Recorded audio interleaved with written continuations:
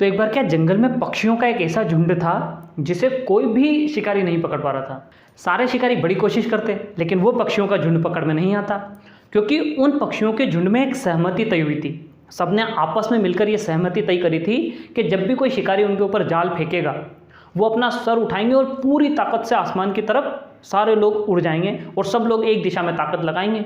जब भी कोई शिकारी जाल फेंकता वो सारे लोग अपना सर उठाते और पूरी ताकत से आसमान की तरफ उड़ने की कोशिश करते और हर बार सफल हो जाते। सारे के सारे लोग हर बार यही करते, तो उन पक्षियों को किसी भी शिकारी के लिए पकड़ना बड़ा मुश्किल हो गया था।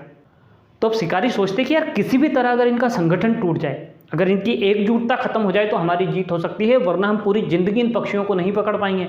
और वो शिकारी कुछ करते उससे पहले अपने आप ही उनकी जो इच्छा थी वो पूरी हो गई।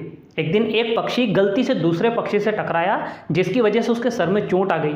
तो जिस पक्षी की वजह से चोट आई थी उसने उससे माफ़ी भी मांगी कि ये मुझसे गलती से हो गया, मैं जानबूझकर ऐसा नहीं करना चाहता था। लेकिन दूसरा पक्षी बड़े गुस्से में बड़ा नाराज़ हुआ, बड़ा बुरा लगा उसे। उसने कहा नहीं, तूने जानबूझकर किया है, क्योंकि मैं सारा बोझ अपने सिर पर उठाता हूँ और पूरी ताकत से इस जाल को उठाता हूँ, इसलिए तू मुझसे जलन करता, मुझसे ईर्ष्या करता है और इस वजह से तूने मेरे सिर पर चोट लगा दी। ये बात बोलकर दोनों के बीच में झगड़ा हो गया और उन दोनों के बीच इतना झगड़ा बढ़ गया, इतना तनाव बढ़ गया कि बाकी के पक्षी भी उसमें शामिल हो गए और वो सारे लोग लड़ने में इतना व्यस्त हो गए, इतना बिजी हो गए कि उस मौके का फ़ायदा उठाकर शिकारियों ने उनके ऊपर जाल फेंका।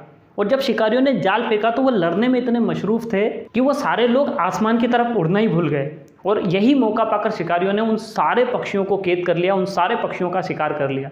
और दोस्त, कई बार यही चीज़ें हमारे साथ होती है कि एक परिवार, एक समाज, एक संगठन और एक देश तबाह हो सकता है अपने आपसी झगड़ों की वजह से, क्योंकि जब वो आपस के झगड़ों में व्यस्त होंगे ना, तब कोई भी बाहरी ताकत इस बात का फ़ायदा उठा सकती है।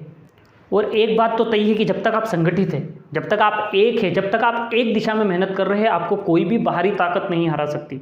तो दोस्त, कई बार ये हमारे साथ ना हो कि हम अपने आपसी झगड़ों में इतने व्यस्त हो जाएं कि कोई भी बाहरी चीज़ या कोई भी बाहरी ताकत हमें नुकसान पहुंचाए। और ये चीज़ें तो हमें बचपन में ही सिखा दी जाती है कि अगर आप एक लकड़ी को तोड़ना चाहेंगे तो बड़ी आसानी से टूट जाएगी, लेकिन आप 10 लकड़ियों को एक हाथ में तोड़ने की कोशिश करेंगे तो शायद उसे कभी नहीं तोड़ पाएंगे।